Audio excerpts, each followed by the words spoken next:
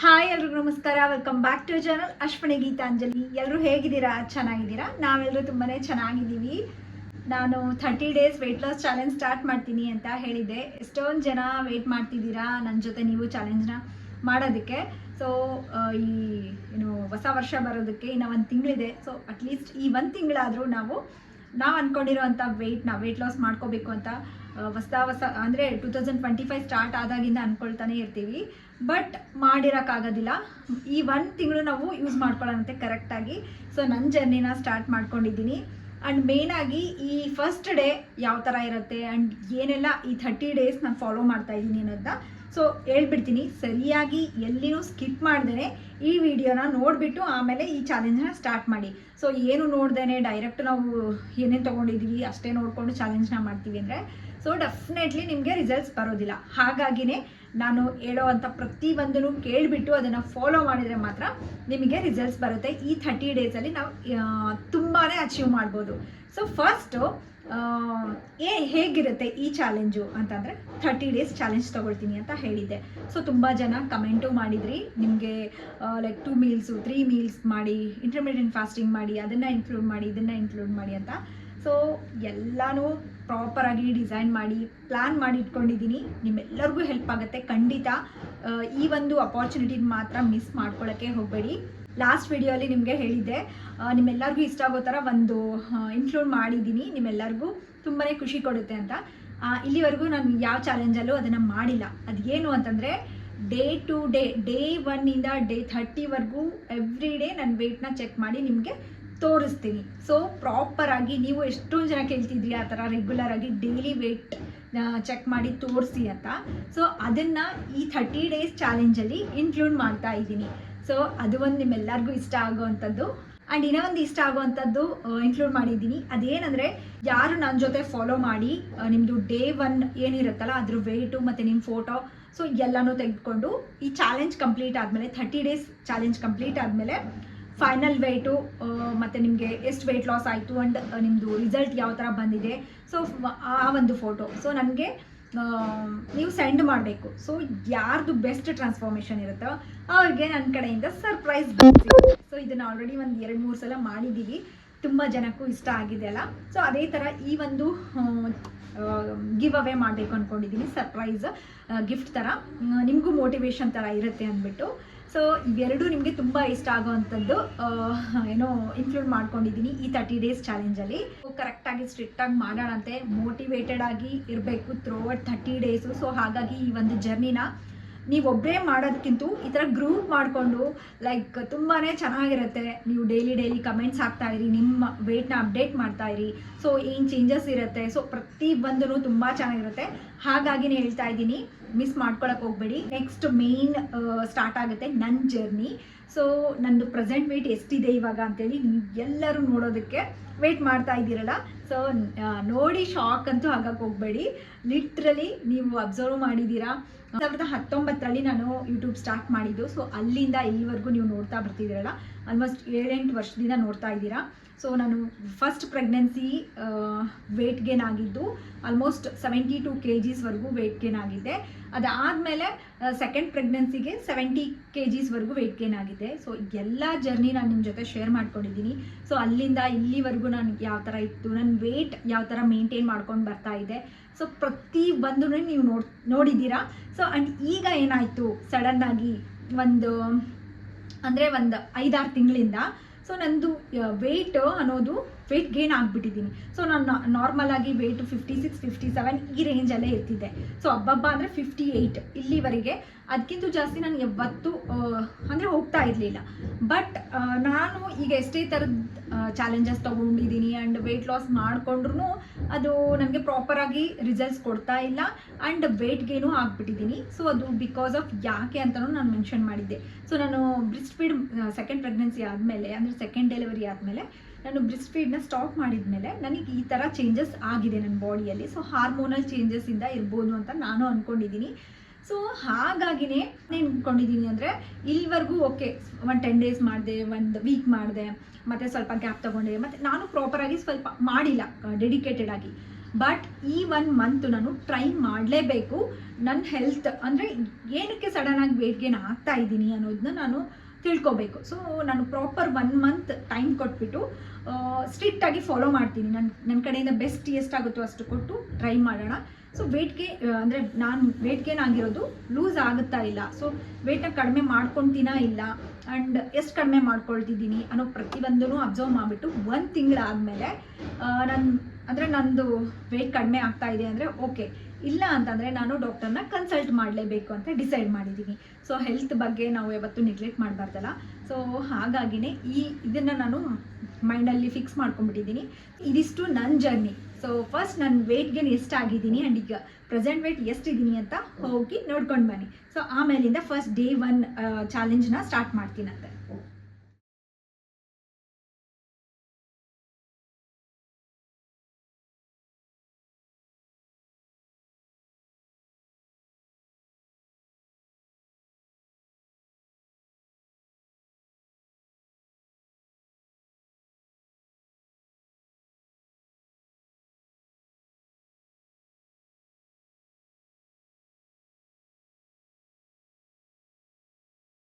So ನೋಡಿದ್ರಲ್ಲ ನಾನು ಎಷ್ಟು ವೆಯ್ಟ್ ಗೇನ್ ಆಗಿದ್ದೀನಿ ಅಂತ. ಸೊ ಪ್ರೆಸೆಂಟ್ ವೆಯ್ಟ್ ಬಂದುಬಿಟ್ಟು 64.8, ಆಲ್ಮೋಸ್ಟ್ 65 kgs ಇದ್ದೀನಿ.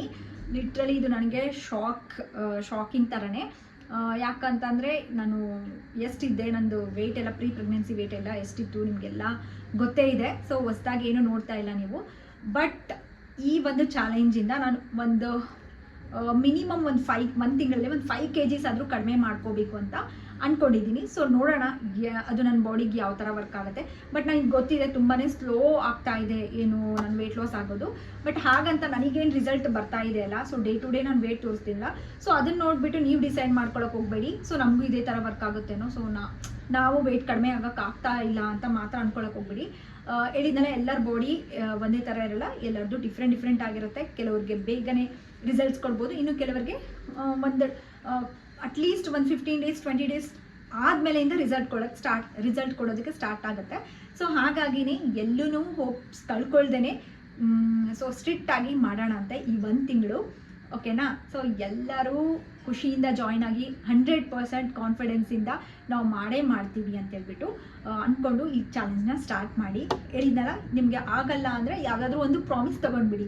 ಸೊ ಒಂದು ದೇವ್ರ ಮುಂದೆ ನಿಂತ್ಕೊಂಡು, ಇಲ್ಲ ನಿಮಗೆ ಇಷ್ಟವಾದಂಥ ದೇವ್ರನ್ನ ನೆನೆಸ್ಕೊಂಡು ಪ್ರಾಮಿಸ್ ತೊಗೊಂಡ್ಬಿಟ್ಟು ಈ 1 ತಿಂಗಳು ನಾನು ಮಾಡಲೇಬೇಕು. ಸೊ ಅಟ್ಲೀಸ್ಟ್ ಹೆಲ್ತ್ ವೈಸ್ ಆದರೂ ನೀವು ಮೈಂಡಲ್ಲಿ ಇಟ್ಕೊಂಡು, ಎಷ್ಟೊಂದು ಜನಕ್ಕೆ ಹೆಲ್ತ್ ಇಶ್ಯೂಸ್ ಎಲ್ಲ ಇರುತ್ತೆ, PCOD, ಥೈರಾಯ್ಡು, ಹಾರ್ಮೋನಲ್ ಚೇಂಜಸ್ಸು, ಈ ಥರ ಎಲ್ಲ ಇದ್ದಾಗ ನಮಗೆ ತಿಂಗಳು ನಾವು ಟ್ರೈ ಮಾಡೋಣ ಅಂತೆ. ಸೊ ನನ್ನ ಜೊತೆ ನೀವು ರೆಡಿ ಇದ್ದೀರಲ್ಲ, welcome to day 1 of 30 days challenge. ಇಷ್ಟುವರೆಗೂ ಹೇಳಿದ್ದು ಯಾವುದೂ ಅನ್ನೆಸೆಸರಿ ಅಲ್ಲ, ಎಲ್ಲನೂ ನೆಸೆಸರಿ ಇರೋದೇ, ಎಲ್ಲರಿಗೂ ಯೂಸ್ ಆಗೋವಂಥದ್ದನ್ನೇ ನಾನು ಹೇಳಿರೋದು. ಹಾಗಾಗಿ ಸೊ ಬೋರಿಂಗ್ ಅಂತ ಮಾತ್ರ ಅಂದ್ಕೊಳಕ್ಕೆ ಹೋಗಬೇಡಿ, ಸ್ಕಿಪ್ ಮಾಡೋಕ್ಕೆ ಹೋಗಬೇಡಿ. ಸೊ ಅದನ್ನೆಲ್ಲ ನೋಡಿಬಿಟ್ಟು ಇವಾಗ ಬನ್ನಿ. ಸೊ ಪ್ರಾಪರಾಗಿ ಡೇ 1 ಯಾವ ಥರ ಇರುತ್ತೆ. ಸೊ ನಾನು ಇವತ್ತೇ ಡೇ 1. ಸೊ ಇವತ್ತು ಮಾರ್ನಿಂಗ್ ನಾನು ವೆಯ್ಟ್ ಚೆಕ್ ಮಾಡಿ ತೋರಿಸಿದ್ದೀನಿ ಆ್ಯಂಡ್ ಈಗ ನಾನು ಏನೂ ತೊಗೊಂಡಿಲ್ಲ. ಸೊ ಹೇಗೆ ಸ್ಟಾರ್ಟ್ ಮಾಡ್ತೀನಿ ಆ್ಯಂಡ್ ಏನಿರುತ್ತೆ ಒಂದು ಎಕ್ಸಾಂಪಲ್ ಕೊಟ್ಬಿಡ್ತೀನಿ ನಿಮಗೆ. ಈಗ ಒಂದು ಬಾಟಲ್ ಇದೆ, ಸೊ ನೋಡಿ ಇದು ನಮ್ಮ ಬಾಡಿ ಅಂತ ತಿಳ್ಕೊಳ್ಳಿ. ಈಗ ಇದರಲ್ಲಿ ಆಲ್ರೆಡಿ ನಾವು ಇಷ್ಟು ದಿನ ತಿಂದಿರೋದು ಆ್ಯಂಡ್ ಲೈಕ್ ನಮ್ಮ ಬಾಡಿಯಲ್ಲಿ ಏನೋ ಟಾಕ್ಸಿನ್ಸ್ ಆಗಿರ್ಬೋದು, ಜಂಕ್ ಫುಡ್ಸು, ಇಷ್ಟು ದಿನ ಏನೆಲ್ಲ ತಿಂದಿದ್ದೀವಲ್ಲ ಎಲ್ಲನೂ ಕೊಳೆ ಇದೆ ಆ್ಯಂಡ್ ಗಲೀಜ್ ಆಗಿದೆ. ಸೊ ಈಗ ನೀವು ಇದನ್ನು ಓಪನ್ ಮಾಡಿಬಿಟ್ಟು ಇವಾಗಿಂದ ನಾವು ಫ್ರೆಶ್ ಆಗಿ ಹೊಸ ನೀರು ಹಾಕ್ತೀವಿ, ಕ್ಲಿಯರ್ ಅಂದರೆ ಫಿಲ್ಟರ್ಡ್ ವಾಟರ್ ಹಾಕ್ತೀವಿ ಅಂದ್ರೂ ಇದರಲ್ಲಿರೋವಂಥ ಏನು ಡರ್ಟ್ ಇರುತ್ತಲ್ಲ, ಗಲೀಜು, ಅದರಿಂದ ನಾವು ಹಾಕಿರೋಂಥ ಒಳ್ಳೆ ನೀರು ಏನು ಕೆಲಸಕ್ಕೆ ಬರೋದಿಲ್ಲ, ಸೊ ಯೂಸ್ ಆಗೋದಿಲ್ಲಲ್ಲ. ಸೊ ನನ್ನ ಪಾಯಿಂಟ್ ಏನು ಗೊತ್ತಾ, ಸೊ ನಮ್ಮ ಬಾಡಿನೂ ಇದೇ ಥರ ಗಲೀಜಾಗಿರುತ್ತೆ. ಇಷ್ಟು ದಿನ ನಾವು ಜಂಕ್ ಫುಡ್ ಎಲ್ಲ ತಿಂದು, ಇಷ್ಟು ದಿನ ಅನ್ನೆಸೆಸರಿಯಾಗಿ ಹೇಗೇಗೋ ಇದ್ದು ಲೈಕ್ ನಮ್ಮ ಬಾಡಿ ಕರೆಕ್ಟಾಗಿ ಟ್ರೀಟ್ ಮಾಡಲಾರ್ದಂಗೆ. ಸೊ ನಾವೇನು ಮಾಡೋಣ ಅಂದರೆ ಪ್ರಾಪರಾಗಿ ಹೋಗೋಣ. ಸೊ ಸ್ಟಾರ್ಟಿಂಗಿಂದ ಯಾವುದೇ ಒಂದು ಅಚೀವ್ ಮಾಡಬೇಕು ಅಂತಂದರೆ ಬೇಸ್ ಚೆನ್ನಾಗಿರಬೇಕು. ಸೊ ಬೇಸ್ ಚೆನ್ನಾಗಿಟ್ಕೊಂಡ್ರೆ ಬಿಲ್ಡಿಂಗ್ ಚೆನ್ನಾಗಿ ಕಟ್ಕೋಬೋದಲ್ಲ. ಸೊ ಹಾಗಾಗಿನೇ ಇದನ್ನು ಫಸ್ಟ್ ಈ ಬಾಟಲ್ನ ಚೆನ್ನಾಗಿ ಕ್ಲೀನ್ ಮಾಡ್ಕೊಂಡು ಬಿಡೋಣ. ಸೊ ಕ್ಲೀನ್ ಮಾಡಿಕೊಂಡು ಆಮೇಲೆ ನಾವು ಅದರಲ್ಲಿ ಅಂದರೆ ಫಿಲ್ಟರ್ ವಾಟರ್ ಆಗಲಿ ಕ್ಲೀನ್ ವಾಟರ್ ಆಗಲಿ ಹಾಕಿದ್ರು ಚೆನ್ನಾಗಿರುತ್ತೆ. ಸೊ ಇದನ್ನು ನಾವು ಎಕ್ಸಾಂಪಲ್ ಆಗಿ ತೊಗೊಂಡ್ರು ನಮ್ಮ ಬಾಡಿನ ಇದನ್ನೇನೋ ನೀರಿಂದ ಹಾಕಿ ತೊಳೆದು ಬಿಟ್ಟರೆ ಕ್ಲೀನ್ ಆಗುತ್ತೆ. ಬಟ್ ನಮ್ಮ ಬಾಡಿನ ಏನು ಮಾಡಬೇಕು, ನಮ್ಮ ಬಾಡಿ ಕ್ಲೀನ್ ಆಗಬೇಕು ಅಂತಂದರೆ ಡಿಟಾಕ್ಸ್ ಮಾಡಬೇಕು, ಬಾಡಿನ ಡಿಟಾಕ್ಸ್ ಮಾಡಿಕೊಂಡ್ರೆ ಅದಾದಮೇಲಿಂದ ನಮ್ಮ ಚಾಲೆಂಜ್ನ ಅಂದರೆ ನಮ್ಮ ಡಯಟ್ನ ಸ್ಟಾರ್ಟ್ ಮಾಡಿದ್ರೆ ಒಳ್ಳೆ ರಿಸಲ್ಟ್ಸ್ ಕೊಡುತ್ತೆ, ಮತ್ತು ಇನ್ನರ್ ಗ್ಲೋ ಸಿಗುತ್ತೆ. ಸೊ ತುಂಬ ಬೆನಿಫಿಟ್ಸ್ ಇದ್ದಾವೆ ಹೆಲ್ತ್ ವೈಸೂ ನೋಡಿಕೊಂಡ್ರೆ.